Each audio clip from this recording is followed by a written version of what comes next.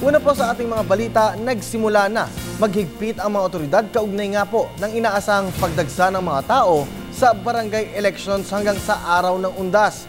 Kaugnay po nito, nagsagawa ng surprise inspection ang mga tauhan ng LTO at LTFRB sa ilang istasyon ng bus. Upang tiyakin po yan o upang tiyakin po ang kaligtasan ng mga mamamayan.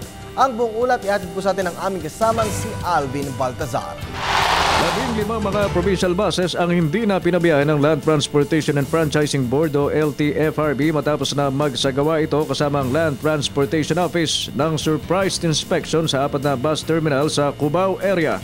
Sa sinimulang Oplan Ligtas Biyahe ngayong araw ng LTFRB at LTO, kinumpiska ng mga ito ang plaka ng mga pabiyasa ng bus na nadiskubreng out of line at may paglabag na illegal use of trade name. Ang mga bus lines pong nakita namin doon ay ang First North Luzon, 5-star, ang Bataan Transit, at mayroon din pong mga biyahe po doon ng DLTV at ng mga iba pang probinsya, yung mga Roro bus papunta ng Visayas at Mindanao. Naging mahigpit din ang LTO sa roadworthiness ng mga pabiyahing sasakyan, ganon din sa mga bus drivers na masusing siniyasat kung nasa mabuting kondisyon.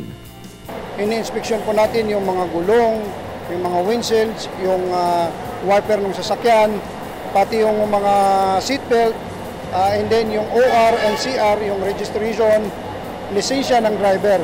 Yun po ay pinaka-importante.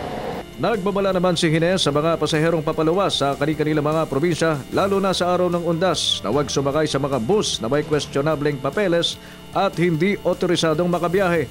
Sa sandali kasi magkaroon ng aberya sa biyahe, pasahero anya ang talo sa bandang huli. Huwag po silang sumakay sa mga out of line, sa mga kolorum, dahil delikado po yan, pag nangyari na aksidente ay hindi po sila mababayaran ng mga insurance companies. Kaugnay nito, 500 mga special permits na ang nasa LTFRB pero 100 pa lamang ang aprobado ng ahensya. Magkakabisa ito mula Oktubre 30 hanggang Nobyembre 5. Para sa Telebisyon ng Bayan, Alvin Baltazar.